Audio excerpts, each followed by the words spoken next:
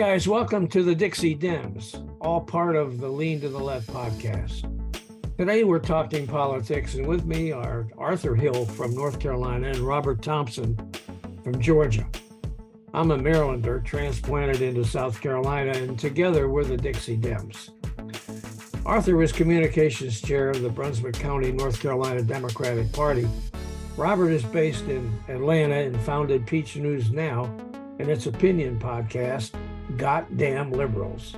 Me, I do communications work for the Horry County, South Carolina Democratic Party, in addition to hosting this podcast and producing the Lean to the Left blog site. Now today, it's all, or at least mostly, about Georgia and the latest indictment of Donald John Trump. Welcome to Lean to the Left, home of no-holds-barred commentary, plus interviews with fascinating people, some of them top experts, others simply with interesting stories to tell. You'll never know who'll show up at Lean to the Left. Now here's your host, Bob Gaddy. Many experts say this could be the most serious of the four separate cases in which Trump has been indicted. And I think it's just remarkable that we're sitting here today. We're talking about the president of the United States for 4 years, and he's been indicted in four separate criminal cases, and he's still trying to run for the presidency, and the Republicans are still supporting him. That's just crazy. But Robert, you're living the dream, pal, down there in Georgia. So can you fill us in on what's going on with those 13 charges against Trump?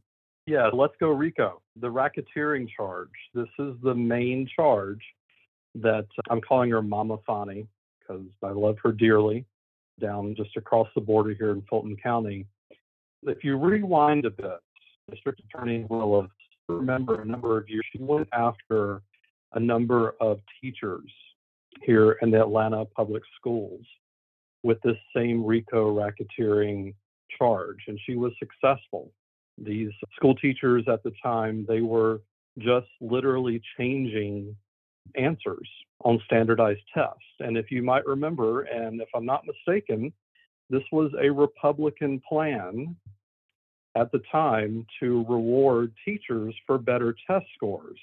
But the plan was you teach the students the knowledge and then they take the test and they score higher. Not you go behind the students and change the answers and then therefore get more money. And so this same district attorney used this same Georgia statute to get those successful prosecutions. It was not just one teacher. It went to administration. There were numerous teachers. So I want to paint that picture first because a lot of people don't understand that with local Georgia politics. And that same law has been on the books. If you go back even further, this law, and I'm not a lawyer now, and I don't want to try to be one on TV or whatever, but these are all news stories everybody can look up. But this same statute has been on the books. I think up north where there are more mafias or mafia-like things around, these type of things are out there. And the laws are written to make people flip. So if you had the time to read through that 98-page indictment that landed on everybody's desktops and mobile devices this week, there were a lot of unnamed co-conspirators that were not indicted because they flipped, because the district attorney came to them and said, hey, you were in this conversation, you were in this room when it happened. Are you going to cooperate or are you not? And obviously, we see the people that did not cooperate and they're in trouble.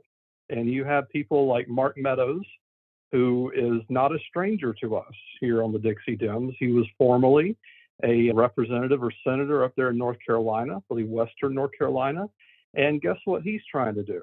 Just like his buddy Trump, he wants to push this case to a federal court because he thinks he has a better chance. You don't do that if you're thinking you're going to lose the case in Georgia. So it's a strong case, 98 pages. And there are obviously other charges that go under this racketeering, but this is as she says, a criminal enterprise. It was more than just Georgia.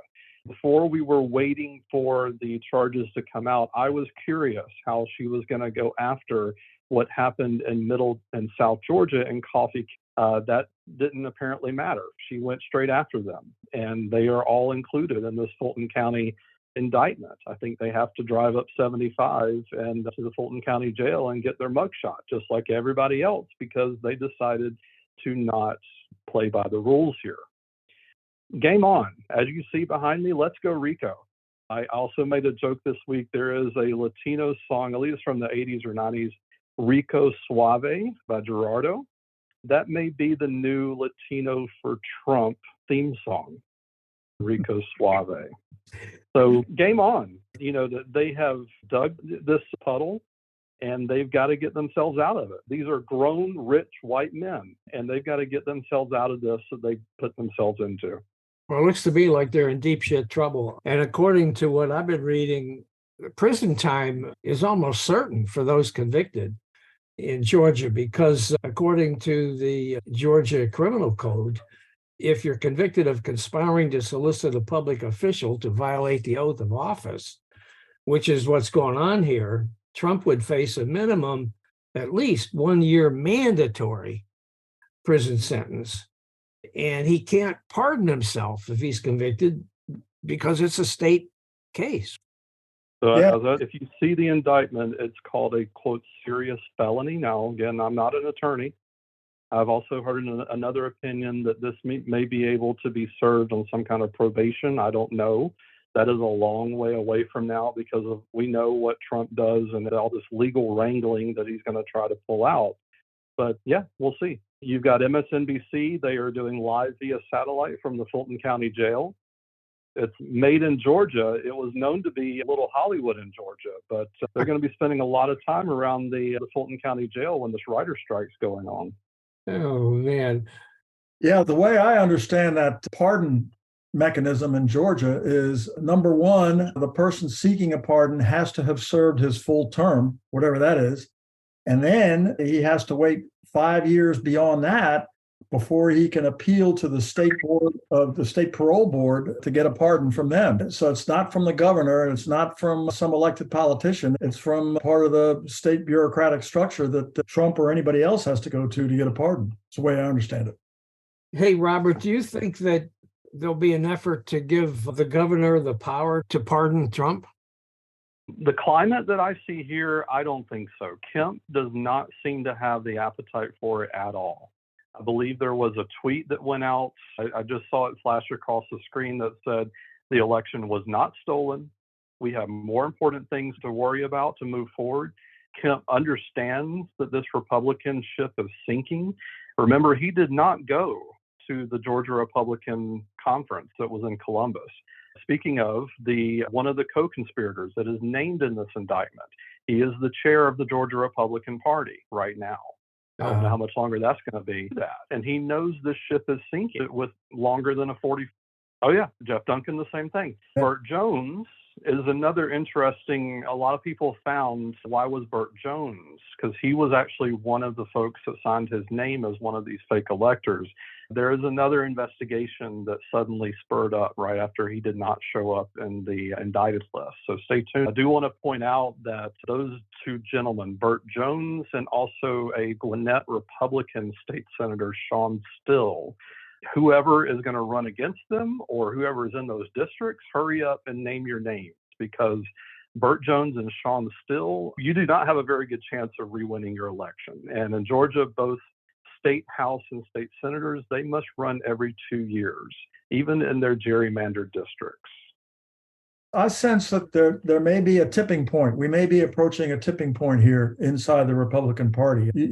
Robert, you pointed out where Kemp stands right now. And I think a lot of Republicans across the country who had only professed their concerns about Trump privately and stayed away from the public outcry are now rethinking their positions. And then you have the former vice president of the United States just admitting that the Georgia election was legal and that Pence had no role in declaring it any other way on January the 6th. He just said that in a speech. So he's setting a path that others may follow. And I think I kind of sense that maybe among the rank and file, there's a growing belief that the Republicans are not going to win if they stick with Trump. I think that's a distinct possibility now. If the ship is above water, it is barely above water. It's taken on water horribly. And how it's staying above water, I don't know. It seems to me that the lieutenant governor in Georgia, too, has shown some integrity with what he said. He said that GOP voters should hit the reset button. And he said to think that we are going to stand behind somebody that's in that level of trouble times 4 is ridiculous. And he was one of those state officials that Trump contacted trying to get him to reverse the election loss. It seems like what you say is true, Robert. The atmosphere is not conducive to showing leniency to Trump in Georgia. Is that true? What I'm waiting for, I'm sure you gentlemen remember the show Matlock back from the 80s and 90s. Sure. Yeah. So if you might remember, there was a courtroom on that always showed in the opening credits of Matlock. I'm waiting for the motion for these cases to be tried in that fake courtroom. And I believe that courthouse was actually a church, if you go and do the research. And how many lawyers are all these folks they're going to, somebody may need to try to find Ben Matlock to see if they can hire him. But I understand that he's being recast now as Kathy Bates. But that probably has been put on hold with the writer's strike. Good luck. That's a lot of lawyers. Lawyers are not cheap, and they're going to have to hire something bigger than a courtroom to trial these people. The writer's strike play into this, Robert? Because you got reality TV. That's where Trump does his best work, is on reality TV, firing everybody. Yeah. He fires a lawyer a week. And again, Georgia is mini Hollywood here, with all these tax credits that Republicans are giving away. And that's all on hold right now, too. So, in other words, the fact that there's a writers and TV shows are having to move towards reality TV because they don't have anybody to do the writing, right? That's actually playing into this case? Yeah, it's reality TV. Just turn on MSNBC. And if you want the alternate facts, you just go over to Fox News. And the other thing to consider here, Robert, is Trump needs money. Trump needs money to pay his legal bills. And he made a lot of money as a TV star before. And there's no reason why he couldn't negotiate a deal to become a TV star again by starring in this reality show that you're talking about creating and making millions of bucks in the process that he can use to pay off his lawyers. After the rank and file, the Republican Party gets tired of making $5 contributions for the same reason. Can they get TV crews in federal prisons or state prisons? It's a new training program. New training program. Hey, did you guys hear about this ad that Trump's campaign has come out with already, attacking the 3 prosecutors that have charged him with felonies, as well as Letitia James in New York? No. I can imagine. Yeah, it's a nasty ad. It came right out just the other day, and they must have had it.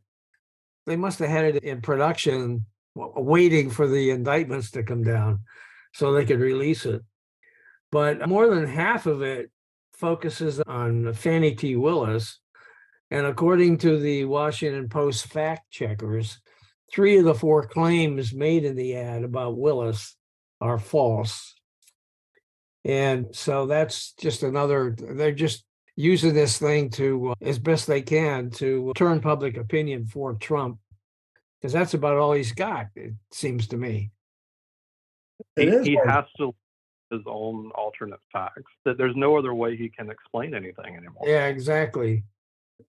Exactly. And he's got nobody but himself to blame for all of this. But I will give him a little bit of credit begrudgingly for having the ability to, what we politely say is make silk out of a sow's ear by converting the charges against him to an appeal for money and manipulating the charges so that it becomes a political issue rather than a judicial issue. And I just wonder how long it's going to be before one of the judges in one of these 4 cases says, enough, shut up, you can't talk about it anymore. You already can't talk to the witnesses, to your fellow co-defendants. Now you can't talk to the public either. And then what happens? Then there's going to be a whole series of new motions filed by Trump lawyers saying that his First Amendment rights are being violated, and they'll have to go through that, and they'll stall some more. And I give him a little credit for not being stupid and making the best that he can of a bad situation. I'm actually going to counter something to what you just said. He was hugely stupid for getting off of Twitter, now known as X, and getting off of Facebook. I understand he wanted to buy his own platform and build it, but that was hugely stupid. Wasn't he kicked off of Twitter? But he's back on because his buddy owns it now, but he doesn't use it because he wants to build his own platform. That was hugely stupid because the only people on that platform are his followers, and his followers continue to shrink. And that was immensely stupid for him to continue to do that. And again, that's another thing. It's only going to continue to hurt him. Yeah, that's true. That's true. I didn't say he was smart in anything else. I just said I just begrudgingly gave him credit for his manipulation of the charges. But you're right. He's going to constantly keep griping about the same thing over and over again. But that is a huge downfall for him trying to market himself only on his own stuff.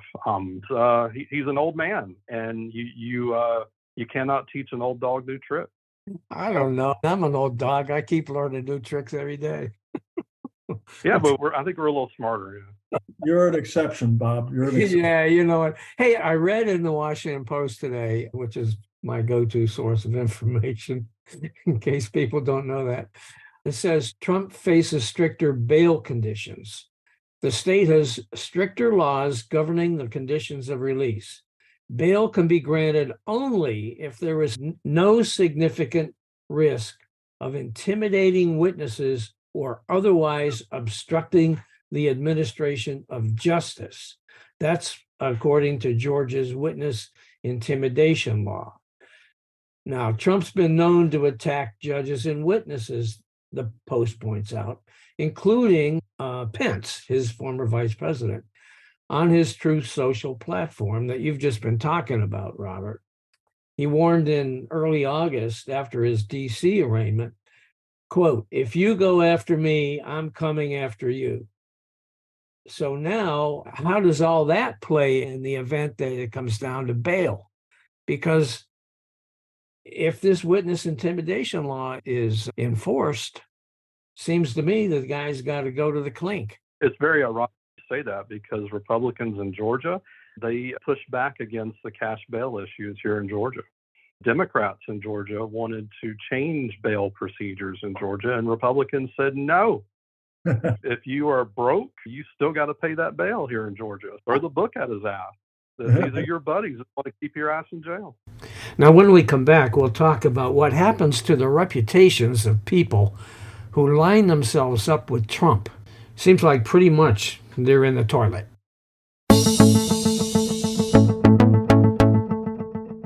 I was happy to see that all these wackos got indicted along with Trump, like Giuliani and that nutcase Willis. What's her name? Jetta Willis? Yeah, and Sidney Powell. Sidney Powell. Yeah. Another North Carolina native, by the way. You know, somewhere out at fec.gov, if somebody has the time to go and look through all of those receipts, there are receipts somewhere from Trump's PAC over to Sidney Powell and these other lawyers. You can actually add up how much money it took for them to sell their souls. Huh. That would be interesting. That would be interesting to know. The reputations of people who associate themselves with Trump continues to deteriorate or disappear from existence altogether. If you have a good reputation as a lawyer or a good reputation as any kind of a vendor, a baker, a chef, a brick mason, anybody, and you sign a deal to go do something with Trump, you get out of it with dirt all over you and your reputation is shot. And it's just the opposite of the Midas touch with this guy. And some people go to jail as a result. And and that too. Yeah. And with your law license. Rudy has lost his law license. 2 or 3 other attorneys that have tried to represent have lost their law license. To me, all these nutcases that are running for the Republican nomination for president And really what they're trying to do is say to Trump, hey, pick me for VP. I'll be your VP candidate. Why are they doing that? Do they want to end up in tainted like all these other people? The one thing they think it'll do to get them 10 more votes. Yeah. I guess the way they're trying to position themselves is to not blast Trump for any wrongdoing, but to just say the charges aren't true and hope that the Republican base won't take them to task for beating up on Trump, unless you're Chris Christie or somebody like that. But they don't want to be seen as supporting Trump as a candidate. Yeah. So what they do is they just attack the charges and hope that they can slide by with that and not offend the Trump base. But the problem is the Trump base is not going to leave Trump ever. There's going to be that 35% of the Republican Party that are just like they used to call, if it was Democrats, they used to call, you remember yellow dog Democrats? Oh, yeah. They used to call them yellow dog Democrats because they were going to be Democrats and they were going to vote Democrat no matter what happened. These are yellow dog Republicans, and they're never going to change their mind. They're going to be Trumpers to the end. I don't know why more of the candidates can't say, look, you need me, you don't need Trump, we don't need to burden ourselves. And some of them are, I'll give them credit, but most of them are not. Most of them are just following this other path, this other strategy, which I think is crazy. Hey, did you guys see what said? Guess which Republicans have changed their mind? The ones that were following Ron DeSantis. Oh, you mean following him in the standings, you mean? Yeah, he's dropping in the poll. Yeah, he's going nowhere. Yeah. Did you guys see what Jenna Ellis actually said after the indictments came down? She said she sent out do we call it an X or is it still a tweet? Which is it? I think that the media is still calling it tweets. Okay, a tweet. All right, so she sent out a tweet, and she said the Democrats and the Fulton County DA are criminalizing the practice of law. Then, the next sentence was, I am resolved to trust the Lord, and I will simply continue to honor, praise, and serve him. Now, what hell, how does that connect to a defense against these charges? I don't know. If I were a lawyer and I had to use that as a defense, I'd be scared. Some tweeter followed up on that. Yeah. And said, quote, the Lord will protect you as well as he protects us from gun violence. I wanted to bring up, I've been checking into it lately. There's a show, it's in 4 seasons now, called The Righteous Gemstones. You might have heard of it? Called the what? The Righteous Gemstones. Okay, I haven't heard of it. Yeah. So it's set in Charleston, South Carolina, so it's within our purview. But John Goodman is a televangelist and one of the lead characters. And I highly recommend, if you're bored, to check it out. You got 4 seasons to catch up on. Okay. So are we betting that Trump is going to have his mugshot taken? He has to. Otherwise, he is fleeing arrest. And then they're going to, I guess, go to New Jersey. Because isn't it ironic that Florida is too hot for him in the summer, that he has to be in New Jersey? Yeah. It's pretty hot in New Jersey, too. The thing about his mugshot, it's ironic to me because Trump actually, apparently, according to the New York Times, contacted the governor of, was it South Dakota? Is that where Mount Rushmore is, South Dakota? Contacted the governor and asked how it could be that his picture, that his image could be added to Mount Rushmore along with the other 4 presidents, Jefferson, Washington, who else is on there? Lincoln. Yeah, anyway, the 4 famous presidents that are on Mount Rushmore. Trump thought he should be there. Now, I guess they could use his mugshot as the likeness for that, right? That would be a good place to start. Come on, the guy, what an ego. Holy mackerel. The guy thought that as much of a crook as he is, that he should be on Mount Rushmore along with Jefferson and Roosevelt and Lincoln. And man, amazing to me. Anyhow. Let's go, Rico. Let's go to Rico. All right. So what else is happening, you guys?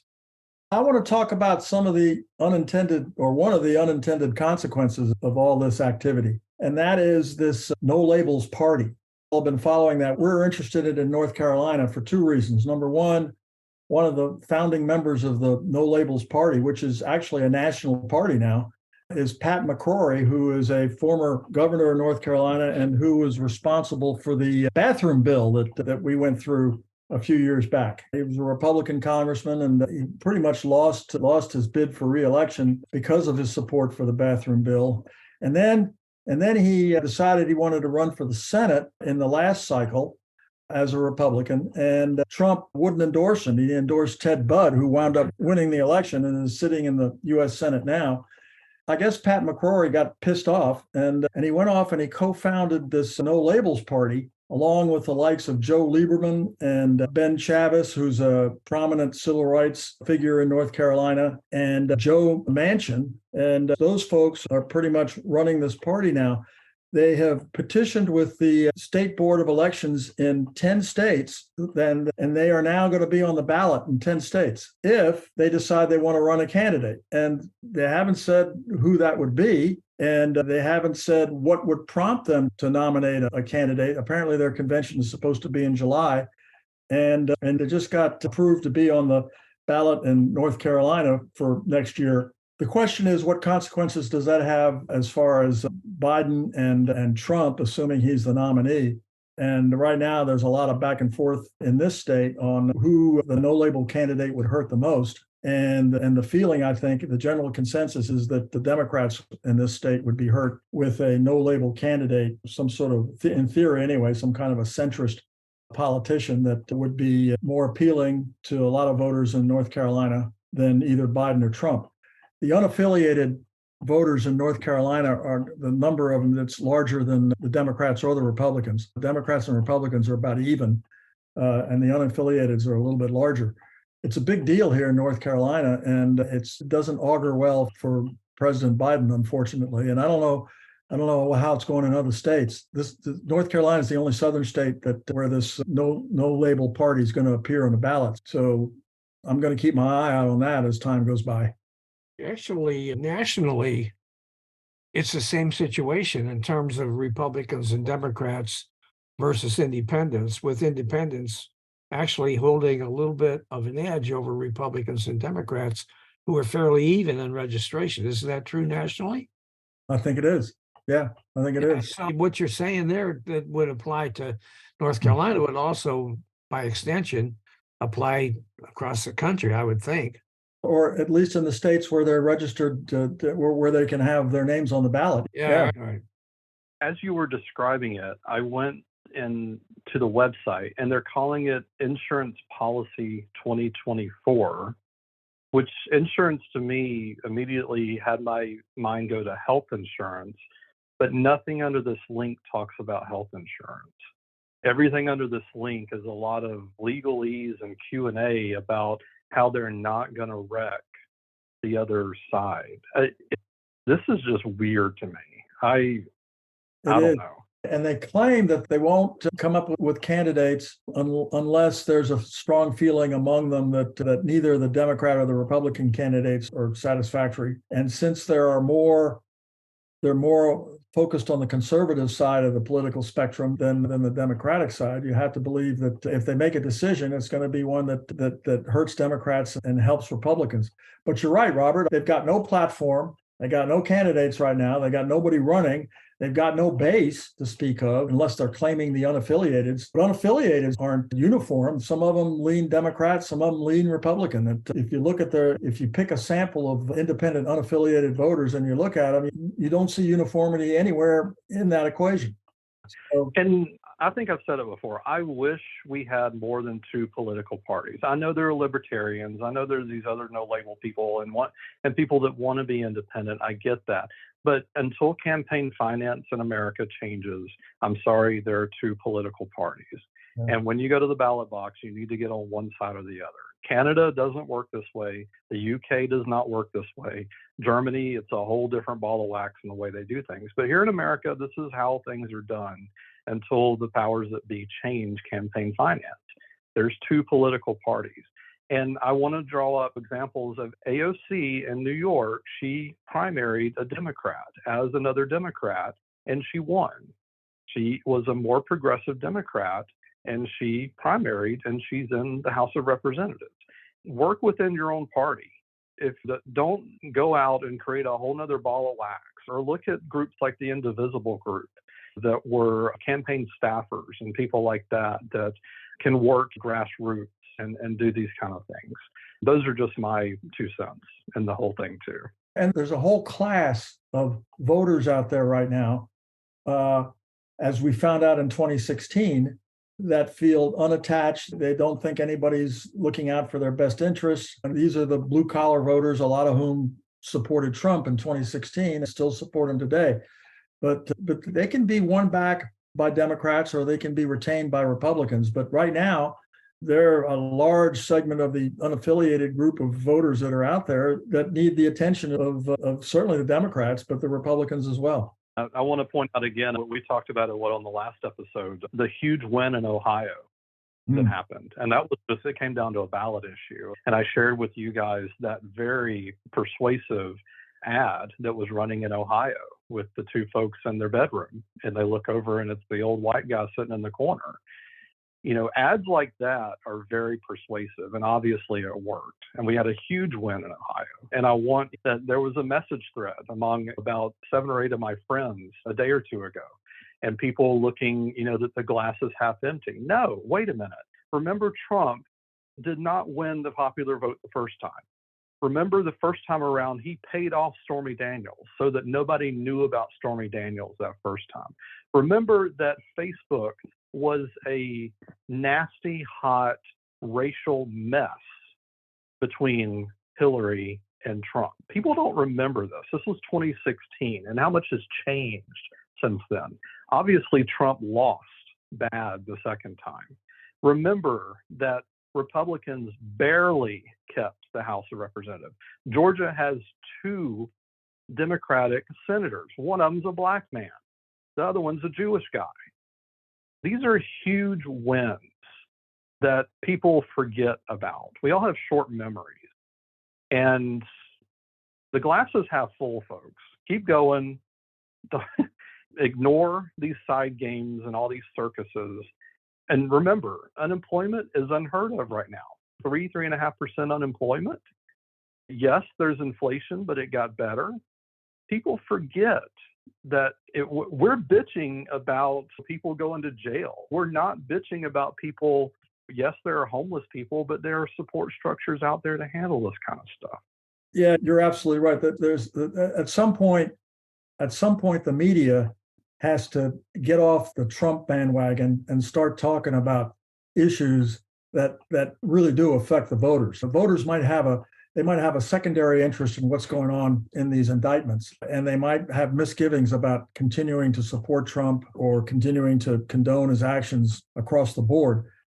But that doesn't mean their issues are going to go away, and they have very personal issues, and somebody's got to start focusing attention on that. And by the way, focusing attention on the accomplishments of the Biden administration and how that's had a direct impact on Americans of all stripes, and how it will only continue to have that kind of direct effect, a positive effect on the economy and on the kitchen table issues facing voters today.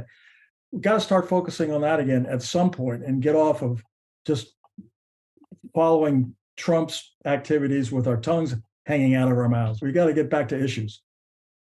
Yeah. And I do give Hillary Clinton credit, because in the middle of all that going on Monday night, she was on Rachel Maddow, and she did not say lock him up. Yeah. What she did say was that, remember, we have work to do still. I'm giving the current administration credit and everything, but we have work to do. There are things that are getting done, but they're not sexy, and people don't want to talk about them. And here we are doing them. And again, as we just talked about, people are not doing it. I'll call her Mama Hillary. Basically, she was just sitting there telling us, and just plain speak, not screaming, not saying lock him up or anything, but she said, I told you also. Yeah, and she did. She told us. Okay, anybody got anything else? That's plenty for today. I'm hungry.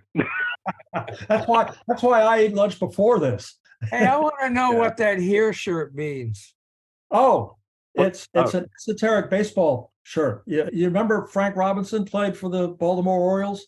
Oh, yeah. And he hit a home run in Memorial Stadium that went out of the stadium. It was incredible. So they posted a flag at the top of the stadium that said here. And then when they moved to Camden Yards, moved to the new stadium, that went away. So I got this T-shirt that says here, in memory of Frank Robinson's home run. I think that is just great, given the fact that the Baltimore Orioles, my favorite team, are kicking ass in baseball right now. And the only team that's better are the Atlanta Braves. Yeah, but that's only by one game, man. Yeah, that's right. That's right. We're going to have a lot to talk about in the World Series if it comes to that. Oh, wouldn't it be something, huh? Yeah. Oh, man. I didn't know that there was a T-shirt available with that here sign. There isn't. My son made it, gave it to me for a Christmas present. Oh, really? No kidding. Yeah. It's esoteric. People ask about it, say, what does that mean? So it's a fun story. You want to know what my shirt means? Oh, lock him up. Another original. It's written in ketchup. See, that's a ketchup. That's a Heinz ketchup bottle right there. I see.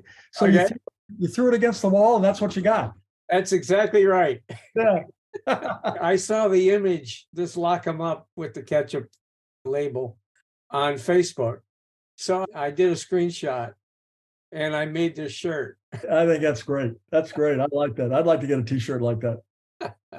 You know what? You can have one. Is it available? Sure. It's on my Lean to the Left. Okay. Shop. Your merch. You got some merch. Yeah, I do.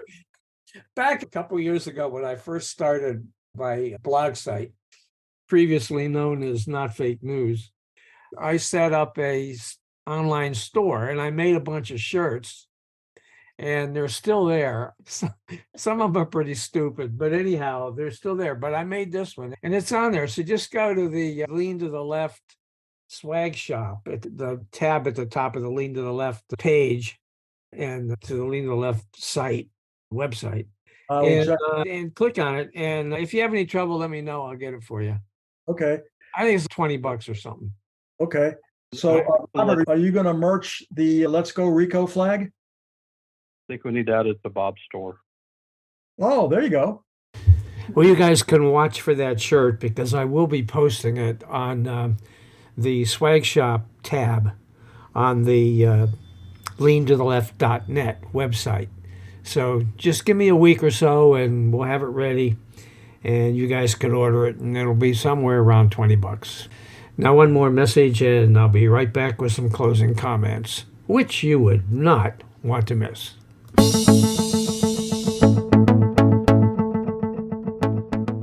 Hey guys, thanks for listening.